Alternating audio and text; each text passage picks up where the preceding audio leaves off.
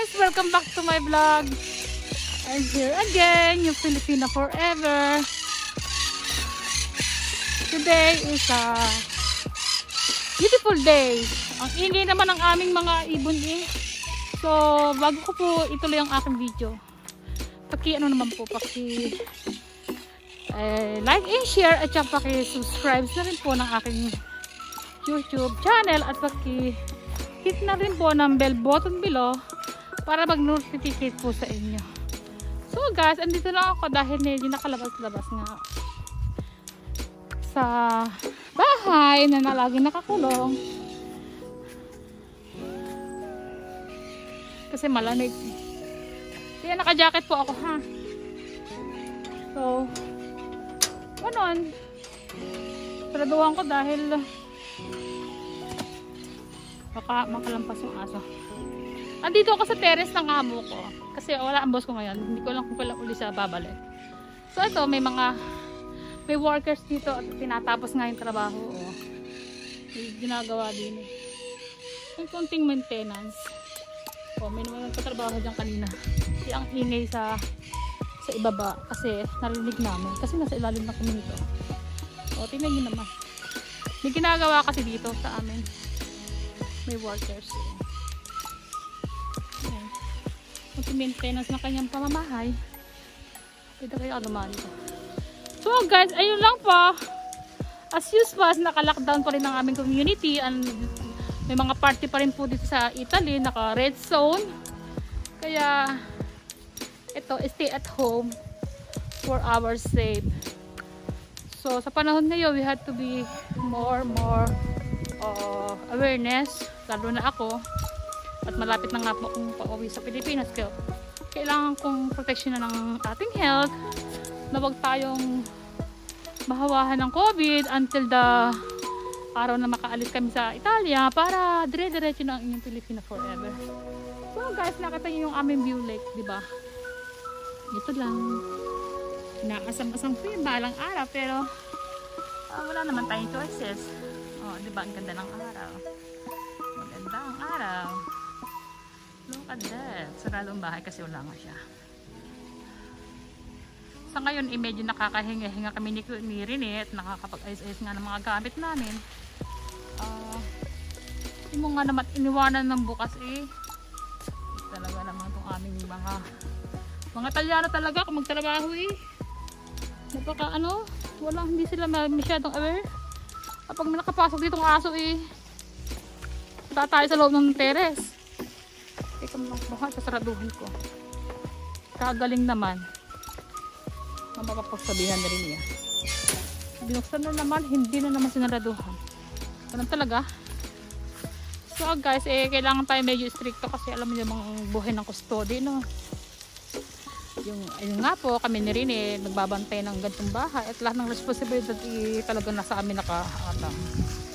Yeah, we dyan minsan i-stricto rin pag may time kasi kami nga nasisibugan ng aming amo kasi mga bagay na hindi niya nagustuhan sa amin, kami ang sinisisi. Ganun lang kaya nga minsan nakakapikon wala naman, hindi ka pwedeng sumagot at amo yun hindi pasok din labas din sanay na po ng ganun dahil alam mo na walang personal na trabaho lang ayun guys, I'm here. Ang ganda ng lake, diba? So kayo dyan, kamusta kayo saan man kayong party ng mundo? Dapat konti lang po tayong pagtitiis. Marami ako nakakausap sa social media na halos talagang karamihan sa kanila ay walang hanap buhay, nawala ng hanap buhay at ang dami nga pong ini-offer sa akin mga business nila at daw ganito very big opportunity. Ang masasabi ko lang po opo, mapapagbigyan niyo po kayo lahat pero bigyan mo yung muna ako ng time na mag-isip at makapag-ayos-ayos ng mga gamit nga hindi lahat po ng bagay pwede kong pagsabayan isa lang ang katawan ko. So pag nasa Pilipinas po ako ay makaka-focus na po ako sa inyong mga ino-offer sa akin. Pupuntahan ko po kayo sa mga lugar-lugar ninyo at ayun po talaga ang magiging mission ko sa Pilipinas, puntahan ang mga lugar na hindi ko pa nararating ng maraming taon. Kasi ito guys, nung in 36 years ko po dito sa Italy. So umuwi ako lang kami ng Pilipinas every 3 years, 2 years, 1 year, ganon. Ayun, babalik-balik, pero nagbabakasyon lang kami ng 45 days. Dati nakakapagbakasyon kami ng 3 months sa dati naming employer. Kasi 3 years kami hindi uuwi ng Pilipinas, 3 months din ang vacation. So dito sa boss namin, taon-taon kami pinapauwi. At every year 1 month lang ang. Ay, binumay yung 1 month na yun. Babalikan pa ako sa Laguna at saka sa Bisaya. 15 days doon at 15 days Kinarine. So napaka ikli ng aming bakasyon, dalawa ng aking mister. So ganyan guys, mga ilang panahon na lang, ang tiis-tiis na nga, at ang oras ko po ay magiging hawak na namin. So yan pasyal-pasyal pag may time. Kaya guys, ito talagang ang makikita nyo lang lagi talaga sa video ko. Minsan ayun, ang labo-labo nga ng aking live streaming. Trying hard lang. At siguro alam naman makakatikhatay na maganda-gandang webcam. Malabo, sayang.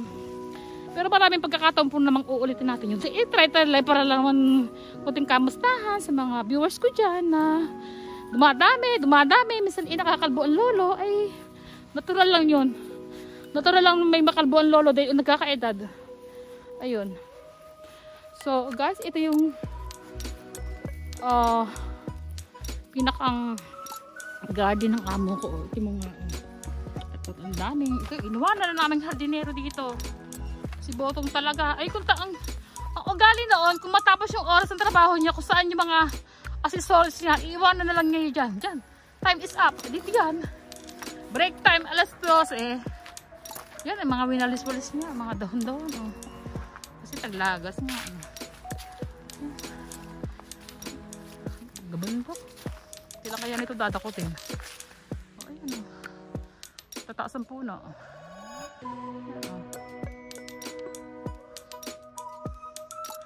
Ano yun guys?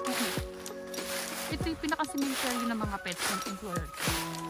Lahat ng aso namamatay sa kanya. Ito niya na ililibin. Ito ang pet cemetery ng boss ko. Ayan, nakita niya. Yung mga pangalan.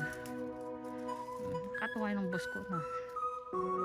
Pag namamatay yan ng aso, hindi pa yung content ang pabait na matay ang aso niya. Si Papa, eto si pa niya. Anong cause of death? Kainaman ng amo. Ano ang palagay niya Anong kinamatay ng aso niya? Baka ganun-ganun. Kaya para matahimik lang tayo lahat ay kanyang pinapa-cremate pagkatapos niyang autopsy. Di cremate, dito libing. Ayan. Pinakang niya, pet cemetery ng boss ko. So ganun guys, sa mga bato-bato yan. Ang ganda po ang kanyang nasasakupan, At ito nga, ayun na, iniwanan din. Ito yung karami dami nitong loli, si Botong. Botong ang tawag ko doon kasi meron po siyang kamukha at kahabig talaga lang yung kanyang ate taga Kalabang baga. Kahabig niya. Pero gwapo naman si Botong. Ayan. Talaga napakalayo ko sa COVID. Pag ganito ang paligid mo. Ayan ang pag ganito po ang autumn season. Taglagas. Hindi pa rin tayo. Wala pa rin tayong palapit pa. Ang winter po dito ay mat ng pinakang January, February, ito mag-isno. Kami nakatakas na noon. Pagkalabig naman talaga pag nag-winter, isa itong mga edad na napakahirap na mga lalamigin. Ang daming pumapasok na lamig sa aking katawan. Kaya guys, pag uwi ko na Pilipinas, ay ako'y magpapahilot talaga ng bonggang-bongga. At ang dami ko nararamdaman sa katawan. Mga lamig-lamig, masakit sa likod. So baka for the future, mayroong isang magaling na maghihilot. So, ano kaya siya? So aabangan niyo po yung guys dahil pupunta kami ng Mr. ko. Famous siya.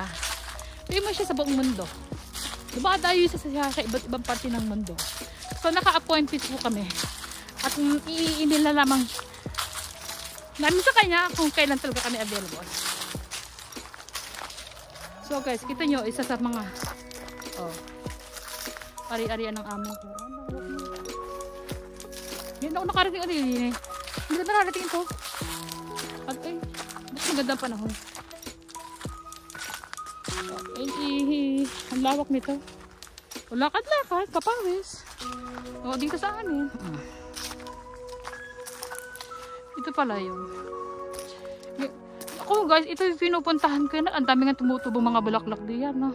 Kung makikita mo sa aking Facebook. Yung mga bulaklak na hinishare ko sa mga set base, flower base ko. Setting, ganun. Pinaayos ko. Diyan ko nakakita mga bulaklak, oh. Ang ganda. Ayun, eskwela ng anak ko. Lapit lang. Yun, dun. Meron siyang gate na mag-e-exist dito, eh. Kaya nga nag-close ulit yung eskwela na yan dahil meron mga naghawa ng mga COVID ng mga students. Ito pala iputol din, eh. Hanggang din, eh, lang. Saan ako ano? Oh, di balik sa kabila. Di ba ang ganda guys ng nature? Oh, ayun. Ano naman ito? Ang ama pagkaya man ng amoy, wala. Ganyan lang. Alam nyo guys, ngayon ko lang napagtanto na parang talagang ang tao walang kasiyahan sa buhay, ano? Kasi kumbaga kasabihan ng iba na ang mayaman ay iiyak din. Oo, yung abo ko hindi man nagsasalita yun, pero kita-kita niya sa kanyang mata mga kalungkutan. Pero wala tayong magagawa. Kahit ko nang papaano matagal-tagal natin kami nagsama niya, gano'n, pinaglingkuran namin, lahat ng gusto niya, hindi kasi naaangal. Bakit maaangal trabaho natin yun? So, yun nga, nabigla nga siya, na-surprise siya na hindi niya akalain na kami uuwi, aalis na nga, ano. Ito nga may bunda, may pala nadalay doon tubig. Puntahan natin, ha? At hindi ko na pupuntahan ito. So, ito, libot-libot ko kayo sa akin, akala nyo ba malungkot lang yan? Kasi ganito nga, autumn, o taglagas. Pero pag summer po ay berde lahat yan. Berde, green. 4 season po sa Italy. Winter, spring, summer, autumn. Ayan, o. Akala mo pulang-pula ang pinakang ano yan, o. Pero pag ano po yan, pag summer, berde lahat yan. Maglalagas yan. Akala mo mamamatay, pero hindi ba, o, pulang-pula, ano. Ang ganda ng reflection. Ganda. Pero hindi po siya, hindi po siya patay. Umumulang ganyan. Tapos, magiging stick lahat ng ganin, eh. Babagsak lahat ang kanyang mga dahon-dahon. O, magiging ganito po, o. Tapos, total zero po. Tapos, pag malapit ng mag-winter, winter, spring po, yun. O, sipol, medyo may mga uusli-usli ng mga, ano dyan. O, kita nyo, meron na. Meron na agad. Ang bilis naman. Kasi ano nga, climate changes tayo. So, ito. Kagaling ng trabaho, talagang magtipiling. Ay, ang lumot. Ang daming lamak din, eh. Kaya pala kami nilalamok. Oh, ayan. Ito pala yung pinagawa niyang fontana. Ayan ang shade, oh. Ito, nangunguha ko ng bulaklak sa mga tabi-tabi diyan. Okay, pag nangunguha ng bulaklak dito, okay, pinapanggat ng lamok at ang daming ng tubig. Pero tiis-tiis, trabaho, eh. So guys, ito na ipasyal ko kayo sa aking garden. Sa garden ng amo ko. At kanina nga nag-live streaming out, inihahanda ko na nga yung aking mga gamit. At ipaglalalagay ko na nga sa boxes. At hindi naman yung magkakasila sa aking mabaleta. Ay talagang pang ikakargo ko na lang. At hindi pa rin kami talaga nakakaayos-ayos. Kasi dahan-dahan na pagka-package. Ayun, medyo yung aking treadmill inassemble ng asawa ko. Wala na akong matakbuhan ngayon. Kaya ito, lakad-lakad na lang dito sa garden. Iuwi ko ba yung treadmill ko? Medyo mabigat-bigat din yun. Kaya si cargo po. So guys, ito ang garden namin, di ba? Ang ganda, oh. Pero Ang ganda na nature. Maganda po ang Italy. Talaga. Look at that. So beautiful. Lahat green. Malayo kami sa COVID. Kaya until now, talagang COVID-free pa rin ang Pilipino forever. Hindi pa nga kami pwede magsilabas. Ay kami nga po paglalabas ng bahay, just only one person in the family. Sabi ko, Daddy, we had to go to Milano para makapasyal-pasyal. Bawal po. Hindi po pwede ng more than 2 persons in the car. So, sana naman, ang lockdown po yan mga until December 4, ganun. So, pero ang dami po rin pong infected, namamatay. Mas marami po ngayon sa mundo, million. Pero ayun lang po aking hinihiling sa Panginoon Diyos na hanggang till the end of time na ako'y makaalis ng Italia, ay ako yung maging COVID-free. Walang flu, walang fever. Kasi sa Pilipinas na po ako isi-swab test. Ganun po. Kasi umuwi nga po sa Pilipinas si Ate Sally kahapon. Hello, shout out Ate Sally! Andiyan ka na sa Pilipinas. Hindi na tayo nagkita sa Milano. So ayun, dinala nga daw siya sa quarantine facilities. Ang ganda ng hotel mo, in fairness So ganon.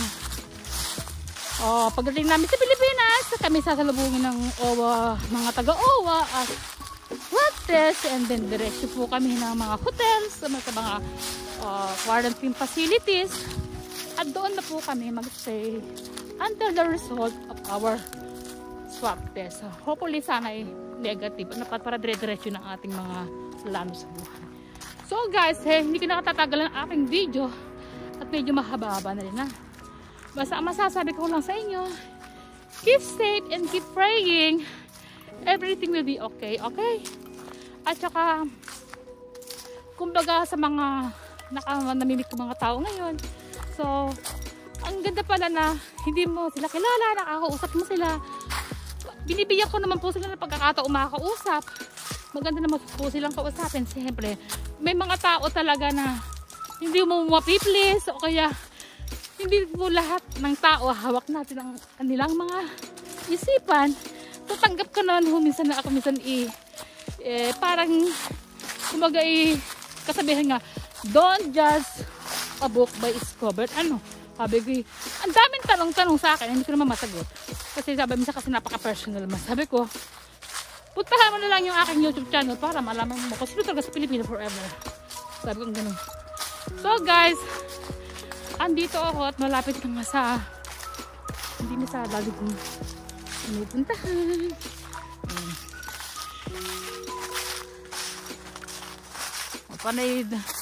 Paano yung mawawalis ni Botong? Mag-iisa lang yun. Kasi dala nga ang aming isang hardinero at isa si Mirko. Mga 31 years old po siya. At nag-iwan pa nga na dito ng bakas o inuwanan dito yung kanyang golf. Ayan. Ganun yun. Anong trabaho nun? Parang nasa sariling bahay. Saan nagluno? Ayan. Golf na yan. At saka yung isa mga halinero. Ay sa laki-laki ba na mga ire. Ay ito baga na may makakain ng isang yun. Ang aking amo talaga ay pakamuha ng isa. Kapag kabarat. May isang halinero naman. Matanda na nga. 80 na yun. Pero ang tibay na yun. Tibay pa sa akin yun. Ay, hindi nga pwedeng lumabas. Kasi ganun mga senior citizen hindi pwedeng pa labas. Lockdown. Ayun, daming trabaho. Nag-isa siya. Ayun. Ito ang pinaka. Roses. Plant. Yan. Kalbo at yan na.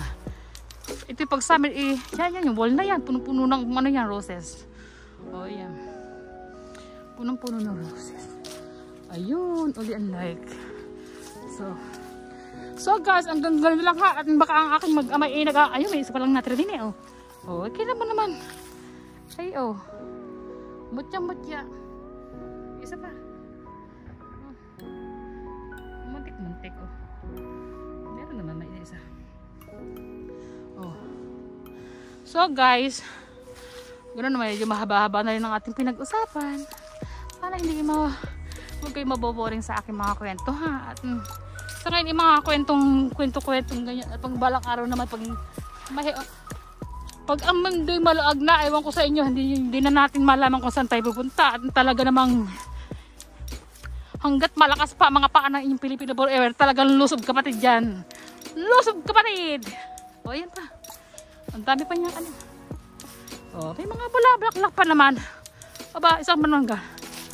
Stage na po at hinahapo ang lola ha. At,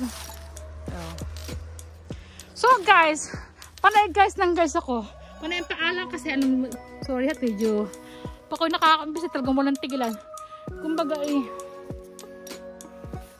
stay at home po tayo for our sake, keep praying and always making some workout. Bawas-bawas na mga toxic sa katawan, ito nang ginagawa ko ng isang araw. Ganun na lang. At thank you for viewing again sa aking mga boring na video. Sana naman madagdagan yung mga subscriber at saka hindi man lagas ang buhok ni lolo, no? At o kami tumatanda. So guys, ganun na lang. At ang aking mag-amay nagkakantay na kasi lunch time na. May kasabihan ang inyong Filipino forever. Walang mahirap sa taong may pangarap. Bye bye! God bless you all and keep safe and see you on my next vlog. Please like and share and hit the bell button below. Bye bye! Keep